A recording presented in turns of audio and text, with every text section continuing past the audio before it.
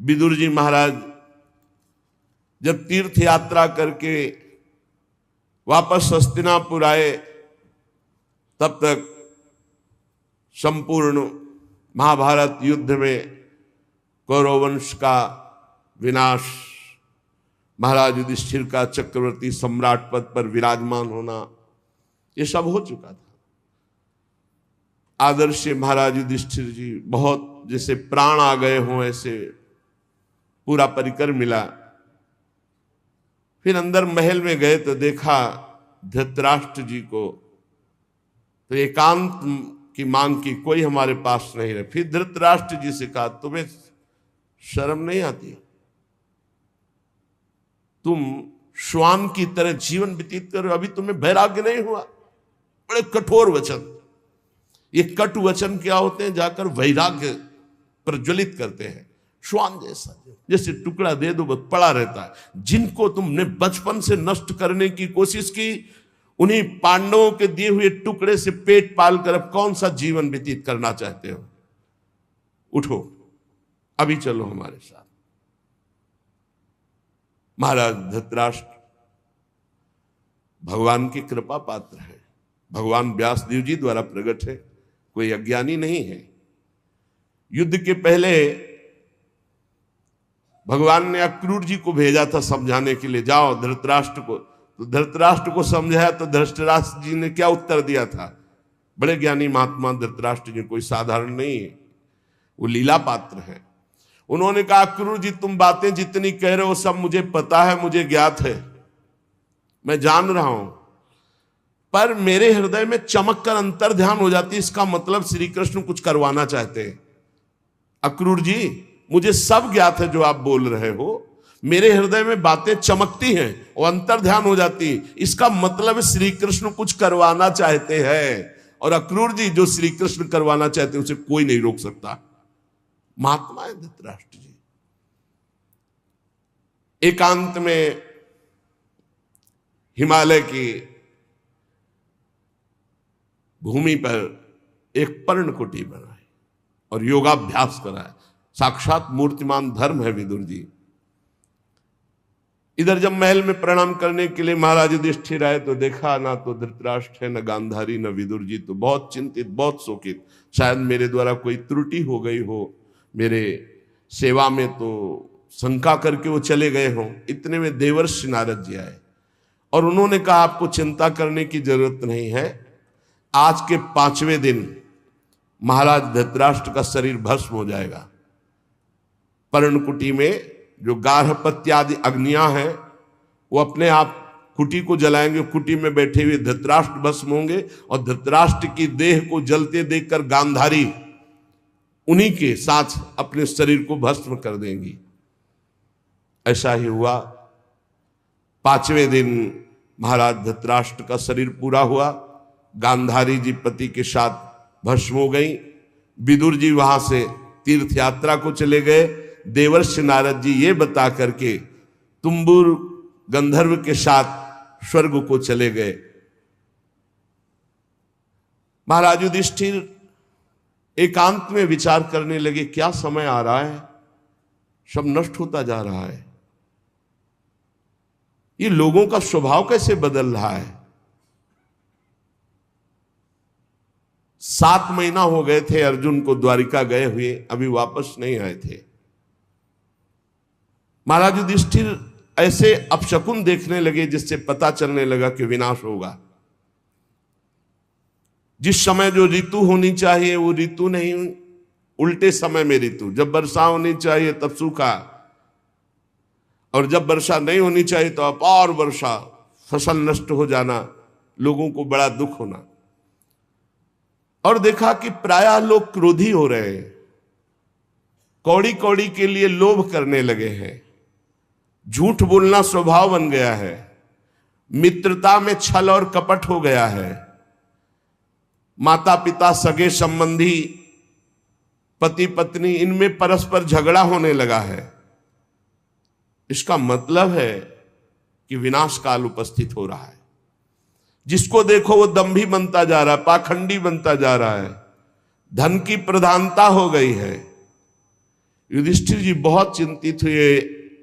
युधिष्ठिर जी ने भीमसेन से कहा कि अर्जुन को हमने द्वारिका इसलिए भेजा था कि वहां जाकर पुण्य श्लोक भगवान श्री कृष्ण क्या करना चाहते हैं इसका पता लगाकर वो हमें बताएं आके।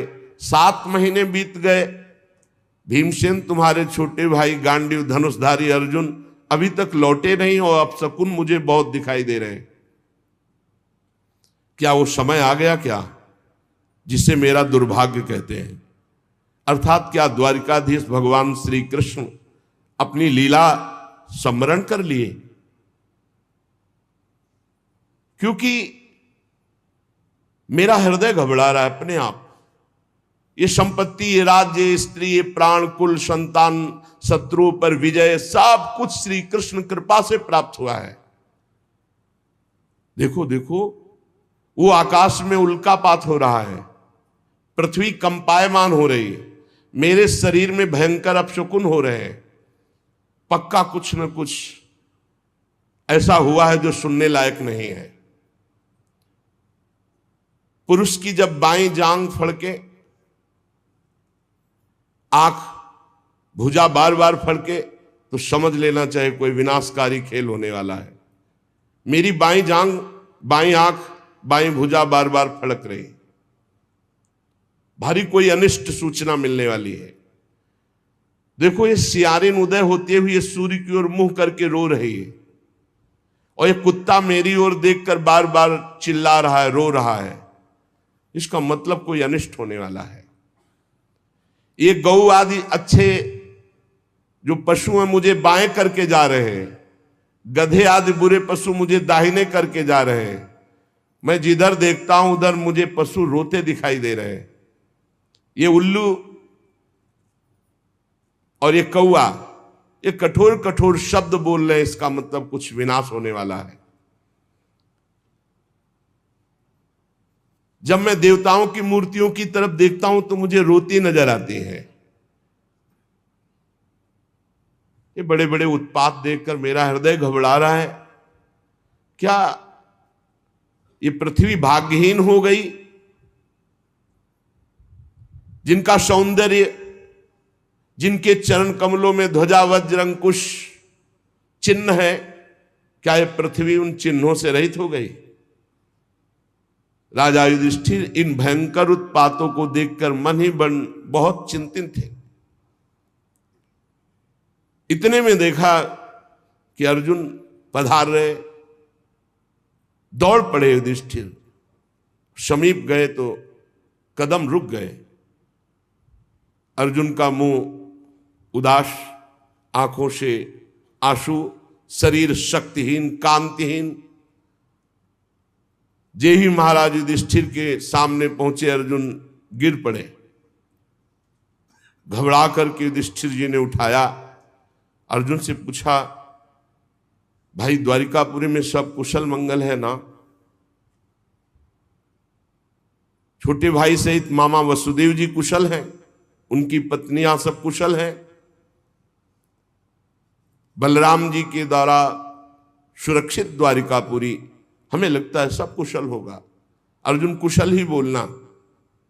भक्तवत्सल ब्राह्मण भक्त भगवान श्री कृष्ण स्वजनों के साथ द्वारिका की सुधर्मा सभा में सुखपूर्वक विराजते हैं ना?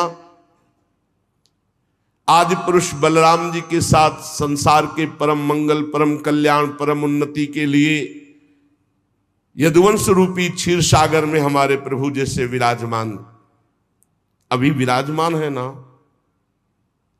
मुझे बहुत भय हो रहा है। अर्जुन जल्दी बताओ, तुम श्रीहीन हो गए हो, तेजहीन हो गए हो।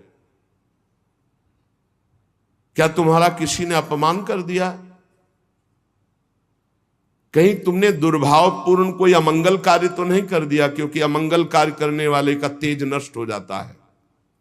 कहीं ऐसा तो नहीं हुआ कोई पात्र आया हो तुम्हारे पास और भीख मांग रहा हो और तुमने उसको दी न हो तो तुम्हारा पुण्य नष्ट हो गया हो? कहीं ऐसा तो नहीं हुआ देने की प्रतिज्ञा करके तुम मुकर गए हो तो तुम्हारे सुकृत नष्ट हो गए हो? कहीं ऐसा तो नहीं हुआ शरणागत का तुमने त्याग कर दिया हो? प्रश्नों की झड़ी लगा दी। कहीं ऐसा तो नहीं हुआ अगम्या स्त्री का समागम कर लिया हो, कहीं ऐसा तो नहीं हुआ कि जिस समागम करने योग्य का अपमान कर दिया हो। बड़े प्रश्न किए, लेकिन मुझे लगता है कि ऐसा धर्म विरुद्ध आचरण तुमसे कोई हो ही नहीं सकता। बहुत संभल के बोलना, इस समय मैं बहुत घबरा रहा हूं, क्या हो गया, मुझे बहुत मानसिक पीड़ा हो रही। वैसे ही दुख से अर्जुन जी बड़े दुखी थे। जब इतने प्रश्न किए तो विषादग्रस्त आंसुओं की झड़ी अर्जुन की, शरीर कांप रहा है, मुख सूख रहा है, पीला पड़ गया है चेहरा, बस एकमात्र श्री कृष्ण के ध्यान में डूबे हुए हैं। काफी देर में साहस बटोर करके उन्होंने बोलना शुरू किया। अर्जुन ने कहा, महाराज मेरी आंखों से वो ओझल हो चुके हैं जो हमारे प्राण, हमारे जीवन, हमारे सखा, जो प्रेमवश रथ हाँकना, टहलना, दूत बनना, मित्रता का, अभिन्न हृदयता का व्यवहार करना, महाराज मैं लुट गया। प्रभु अंतर ध्यान हो गए। महाराज जिन्होंने मेरे ममेरे भाई का घनिष्ठ रूप धारण किया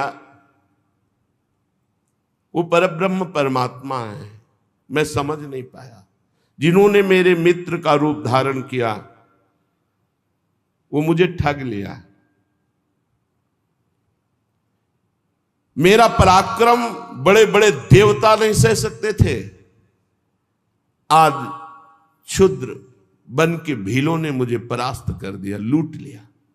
क्योंकि मेरा बल तो अंतर ध्यान हो गया ना।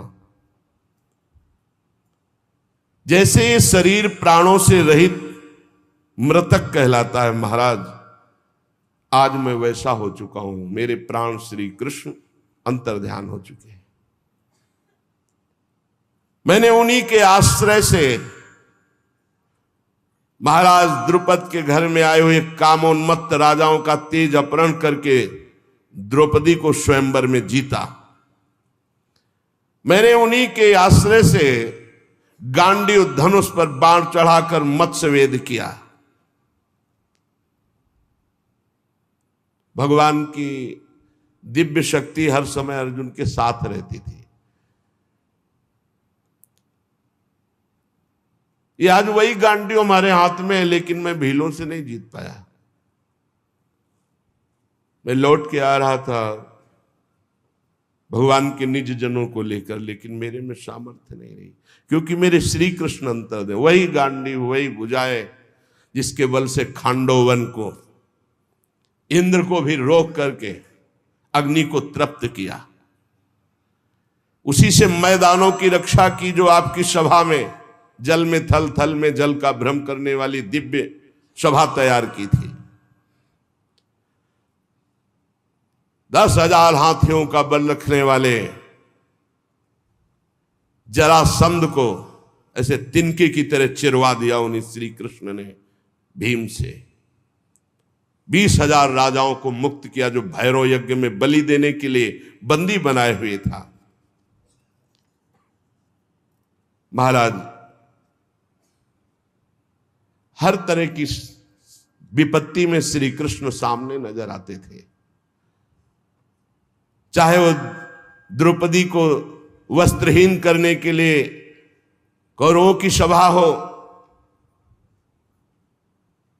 या वनवास के समय दुर्योधन के षड्यंत्र से भेजे हुए 10,000 शिष्यों के साथ दुर्वासा ऋषि, हर समस्या का समाधान श्री कृष्ण थे। ये कई बार सुना चुके हैं दुर्वासा ऋषि का प्रसंग। बड़ा कठिन है किसी महापुरुष को प्रसन्न कर लेना, लेकिन जिनका भगवान से अनुराग नहीं वो लाभ नहीं ले पाते। 4 महीने दुर्वासा जी की बड़ी सेवा की दुर्योधन ने। दुर्वासा जी ने कहा, वरदान मांगो, चातुर्मास भर तुमने सेवा की, क्या चाहते हो? दुर्योधन ने ये विचार किया कि पांडवों का जड़ से नाश हो जाए, बढ़िया अवसर है। तो उनका ब्राह्मण हमारे ज्येष्ठ भ्राता महाराज युधिष्ठिर वनवास में है, आप 10,000 शिष्यों के साथ जाएं और उनका आतिथ्य स्वीकार करें। तब जब द्रौपदी जी बटलोई में प्रसाद पाले, द्रौपदी पालिए, फिर वहां कुछ नहीं। सिद्ध सूर्यदेव के द्वारा दी हुई बटलोई थी। तथास्तु कहकर दुर्वासा जी ठीक उसी समय पहुंचे जब द्रौपदी जी प्रसाद पाक के बटलोई मार्जन करके रख दिया। शिष्य मंडली 10,000, आगे दुर्वासा जी। जय महाराज धर्मराज जी के समय पहुंचे, साष्टांग दंडवत किया।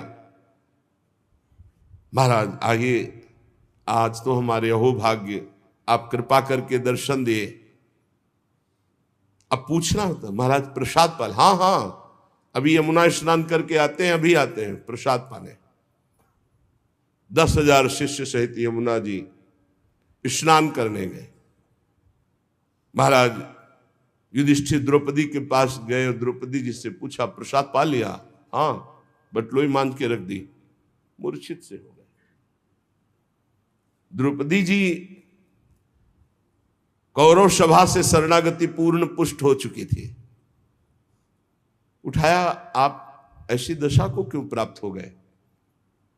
तो उनका बटलोई में तुमने पा लिया, धो के रख दिया। 10,000 शिष्यों के साथ महाक्रोधी दुर्वासा ऋषि आते ही साप दे देंगे। अब क्या 10,000 के लिए कंदमूल फल भी एकत्रित नहीं कर सकते। द्रौपदी ने कहा, एक बटलोई का तुम्हें इतना भरोसा है? अरे जो पूरे विश्व को पवाता है वो मेरा श्री कृष्ण है, अब कोई संशय नहीं। आंख मूंदी और ध्यान करके आर्त भाव से पुकारा, श्री कृष्ण। उनको कहीं आना जाना है? देखा पीतांबर फहराते हुए मुस्कुराते हुए चले आ रहे हैं। आकर के पहले कहा, द्रौपदी बहुत भूख लगी, कुछ पवा। समस्या पे समस्या। अरे महाराज, इसी समस्या से तो आपको याद किया है। नहीं कृष्ण ने बाद में, बड़ी भूख लगी, कुछ खाने को दो। द्रौपदी ने फिर गदगद कंठ से कहा, प्रभु ऐसे तो मेरे बड़े भाग्य हैं कि आप ऐसे कह रहे, पर प्रभु इस समय कुछ नहीं है, बटलोई मांझ के रख दिया। अच्छा तो जरा बटलोई लाना। ये कर तुम अकर तुम अन्यथा कर तुम, सर्व समर्थ भगवान का प्रताप देखो। कोई साधारण स्त्री भी जूठा पात्र थोड़ी धो के रखे कि रख दिया, उसमें सीख जरा भी शीत लगा हुआ है। फिर ये तो पतिव्रता है, देवी है, ये कोई स्त्री से प्रकट है क्या? द्रौपदी यज्ञ से प्रकट है।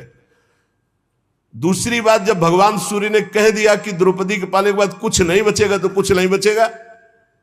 लेकिन श्री कृष्ण है, एक साक का शीत निकाला। कहां से निकाला? बटलोई से।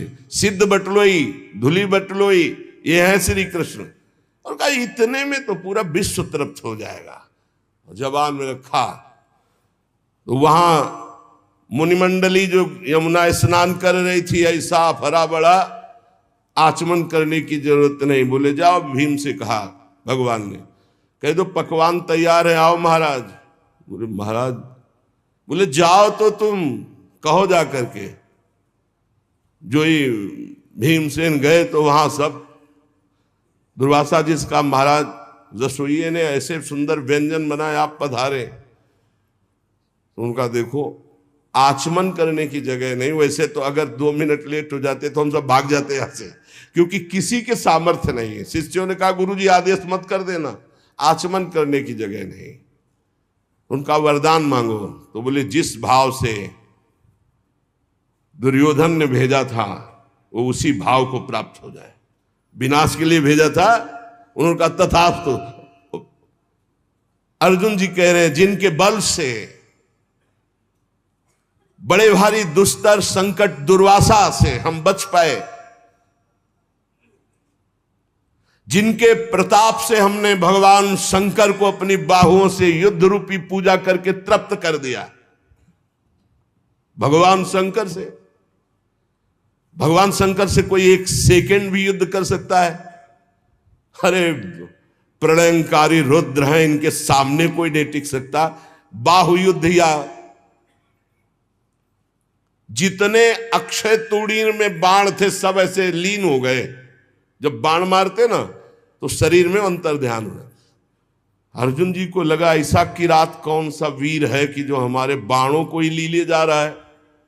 जब एक भी बाण नहीं बचे तो गांडीव से प्रहार किया तो गांडीव भी अंतर ध्यान हो गया। अब उठा के वज्र जैसे घूंसों से प्रहार करना शुरू किया। जे भी भगवान शंकर ने प्रहार किया तो उनका रुक जाओ, 2 मिनट का समय दो, हम अपने आराध्य देव की पूजा कर ले, क्योंकि लगा कि इनके घूंसे से प्राण ही निकल जाएंगे। और मन में आया कि इतनी पीड़ा तो हमें कहीं किसी युद्ध में नहीं हुई, ऐसा कौन है जो मुझे कष्ट दे सकता है। तो उन्होंने कहा हाँ हाँ जो तुम्हें करना है कर लो। तत्काल रज से एक लिंग बनाया, कुछ पत्र पुष्प जंगल के और महादेव जी का। तो देखा कि जो पुष्प और माला डाली वो किरात के माथे पे। उनका प्रभु, तो बोले हाँ यही मैं देखने आया था कि तुम मेरे दिव्यास्त्र को रखने लायक हो कि नहीं। ये पाशुपतास्त्र ये साधारण नहीं है जो मैं तुम्हें देने जा रहा हूं, विश्व का विनाश एक क्षण में कर देगा, बहुत होश में। यही मैं देखना चाहता। उस समय भगवान शंकर को भी मैंने तृप्त किया युद्ध में, वो भगवान श्री कृष्ण के बल से। यत्तेज साथ भगवान युद्ध शूल पाणिर विस्मापिता सगिरिजोस्त्र मदान निजम में, वो प्रसन्न होकर अपना निज अस्त्र मुझे प्रदान किया। महाराज, जिन श्री कृष्ण के प्रताप से देवराज इंद्र की सभा में देवराज के सिंहासन पर आधे पर बैठने का मुझे अधिकार मिला, जिन श्री कृष्ण के प्रताप से देवताओं ने मेरी पूजा की, ऐसा मैंने युद्ध किया, निवात कवच नामक दैत्यों का विनाश किया, आज मैं उनसे रहित हो गया हूं। अर्जुन जी कह रहे महाराज मैं अपार शोक से युक्त हो रहा हूं। सोने बैठने टहलने, बड़ी बड़ी बातें, भोजन आदि के समय बड़ी मजाक करना, और कभी कभी तो मैं उन्हें कह देता कि मित्र तुम तो बड़े सत्यवादी हो, तो हंस देते। वो महापुरुष मैं समझ नहीं पाया। मित्र मित्र का जैसे अपराध सह लेता है, पिता पुत्र का अपराध सह लेता है, ऐसे मुझ दुर्बुद्धि का मजाक वो सहते। मेरे प्रिय सखा, मेरे प्रिय मित्र, नहीं नहीं, मेरे हृदय, मेरे पुरुषोत्तम भगवान ने मुझे छल लिया। वो चले गए। मैं उनके निज जनों को द्वारिका से साथ ला रहा था। मार्ग में दुष्ट भीलों ने मुझे एक अबला की तरह हरा दिया। मेरे में कोई बल नहीं, वही गांडी, वही बाण, वही अर्जुन, कुछ नहीं कर पाया। लूट ले गए संपत्ति। वही मेरा गांडीव है, वही अक्षय तूणीर, वही बाण, वही रथ, वही घोड़े, वही रथी अर्जुन, पर मेरा सारथी नहीं, मेरे श्री कृष्ण नहीं, तो मैं परास्त हो गया, हार गया। लूट लिया भीलों ने। श्री कृष्ण के बिना मैं सार शून्य हो रहा हूं। क्या करूं? तुमने जितने ईश्वर संबंधियों की बात पूछी सब नष्ट हो चुके हैं। पता नहीं क्या हो गया, सब आपस में मदोन्मत्त होकर एक दूसरे को मार डाला। यदुवंशियों ने एक दूसरे को ही मार डाला। महाराज केवल 4 या 5 लोग बचे हैं, पूरे यदुवंश का विनाश हो चुका है। वास्तव में यह केवल श्री कृष्ण की संहार लीला थी। बड़ा विचित्र खेल, एक दूसरे को मार डाला, एक दूसरे को पहचाना ही नहीं। सूत जी कहते हैं अर्जुन ये कहते कहते बेसुध हो गए। भगवान श्री कृष्ण के चरण कमलों के चिंतन में अर्जुन की चित्तवृत्ति अत्यंत निर्मल प्रशांत हो गई। इतना भक्ति का वेग बढ़ा कि मौन धारण करके आंख मूंद करके चुपचाप बैठ गए। बैठते ही भगवान की द्वारा जो उपदिष्ट गीता था, संपूर्ण गीता ज्ञान प्रकाशित हो गया। व्यवधान रहित परब्रह्म स्वरूप में अर्जुन स्थित हो गए। ये भगवान की कृपा होती है। ऐसा विशुद्ध ब्रह्मबोध, गुणातीत अवस्था, द्वैत संशय निवृत्ति, सूक्ष्म शरीर का भंग, जन्म मृत्यु चक्र से रहित जीवन मुक्त स्थिति को अर्जुन उसी क्षण प्राप्त हो गए। इसीलिए कहते हैं मेरे बनाए न बनेगी कोटि कल्प लो, आपके बनाए बनेगी पल पाव में। पल के चौथाई हिस्से में ये ही भगवान के वियोग में अर्जुन जी व्यथित होकर खड़े रहने की भी सामर्थ्य नहीं रही, बैठ गए। उसी समय दिव्य ब्रह्म ज्ञान जो भगवान ने दिया था जागृत हुआ। स्थूल सूक्ष्म कारण तीनों शरीरों का राग भस्म हुआ। अपने स्वरूप में स्थित जीवन मुक्त महापुरुष भगवान के स्वधाम गमन यदुवंश का संहार सुनते ही महाराज युधिष्ठिर शांत हो गए। देखो ये अंतिम लीला सबकी होनी है। निश्चय किया महाप्रस्थान। महाप्रस्थान कहते हैं मृत्यु को। अब महाप्रस्थान करना है। जन्म मृत्यु रूप संसार से अब मुख मोड़ लिया महाराज युधिष्ठिर जी ने। जब भगवान ने शरीर त्याग दिया तो अब हमारा इस मृत्यु लोक में क्या काम। जिस समय भगवान श्री कृष्णचंद्र जी ने इस पृथ्वी से अपने शरीर को अंतर ध्यान किया, उसी समय पाप और अधर्म में फंसाने वाला कलयुग का राज्य लागू हो गया। उसी समय से महाराज युधिष्ठिर ने कलयुग का फैलना देखा। देश में, नगर में, घरों में, प्राणियों के हृदयों में असत्य, छल, हिंसा, अधर्म, व्यभिचार, ये सब की बढ़ोतरी हो रही।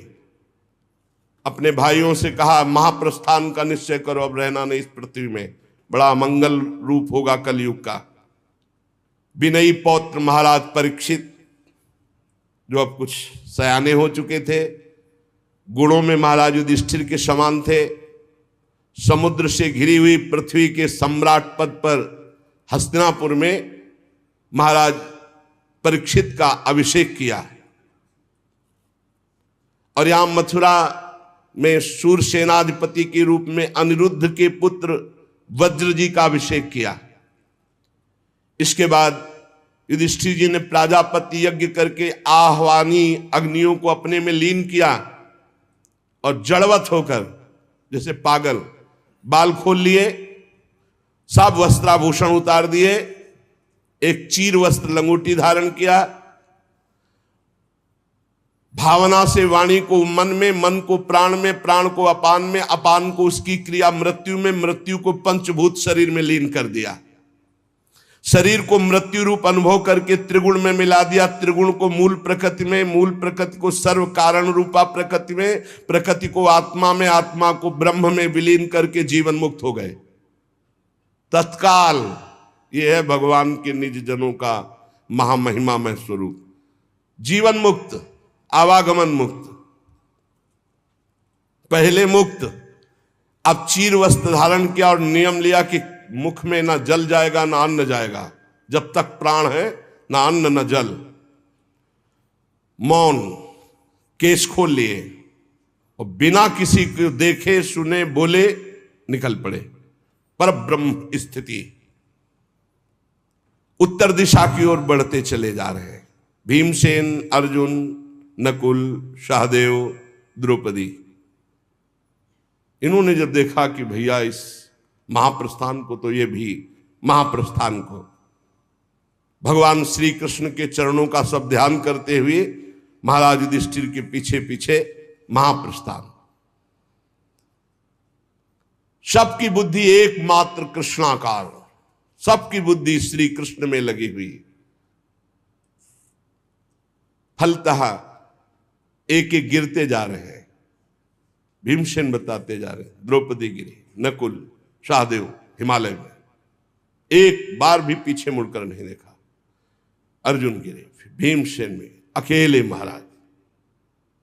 सीधे विमान आया था महाराज युधिष्ठिर जी के लिए, और ये शरीर छोड़कर दिव्य लोक को पहले ही प्राप्त हो गए। भगवान के प्यारे भक्त पांडवों के महाप्रयाण की इस पवित्र मंगलमयी कथा को जो पुरुष सुनता है वो निश्चय ही निष्पाप होकर मोक्ष को, भगवत धाम को प्राप्त होता है।